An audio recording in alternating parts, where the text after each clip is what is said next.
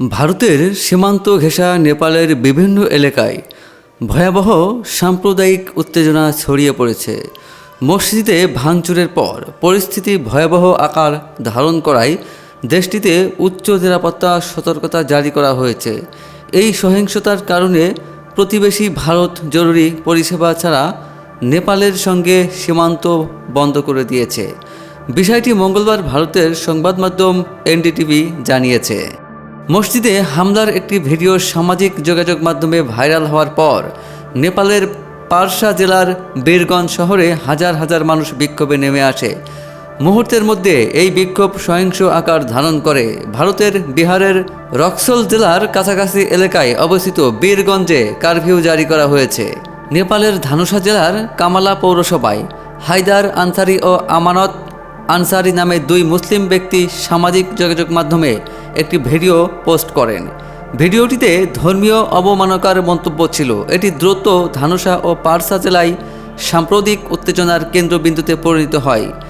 স্থানীয়রা পরে ওই দুই ব্যক্তিকে আটক করে পুলিশের হাতে তুলে দেন। যদিও এর কিছুক্ষণ পর কামালার সাকুয়া মারান এলাকায় একটি মসজিদে ভাঙচুর করা হয়, যা উত্তেজনা আরও বাড়িয়ে তোলে এবং হাজার হাজার মানুষ রাস্তায় নেমে আসে। বিক্ষোভ চলাকালীন দেশটির বিভিন্ন হিন্দু সংগঠন অভিযোগ করে তাদের দেবদেবীর বিরুদ্ধে অবমাননাকর মন্তব্য করা হয়েছে। পরিস্থিতি আরও জটিল হয়ে ওঠে। বিক্ষোভকারীরা পুলিশকে লক্ষ্য করে ইট পাথর নিক্ষেপ ও স্থানীয় থানায় ভাঙচুর চালায়। নিরাপত্তা বাহিনী পরিস্থিতি নিয়ন্ত্রণে রাখতে প্রায় অর্ধ ডজন কাঁদানে গ্যাসের শেল নিক্ষেপ করে। বীরগঞ্জে কারফিউ কার্যকর রয়েছে। উত্তেজনকার পরিস্থিতি তৈরি হওয়ায় ভারত নেপাল সীমান্ত জোরদার করা হয়েছে।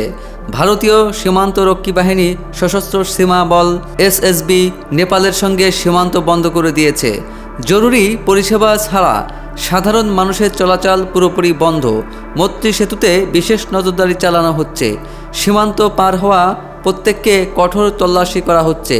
সহদেওয়া, মহাদেওয়া, পান্তকা, সেওয়ানটোলা ও মোশারওয়া এলাকায় নিরাপত্তা জোরদার করা হয়েছে। নেপালে পরিস্থিতির অবনতির কারণে সেখানে কর্মরত বহু ভারতীয় শ্রমিক দেশে ফিরে আসতে শুরু করেছেন।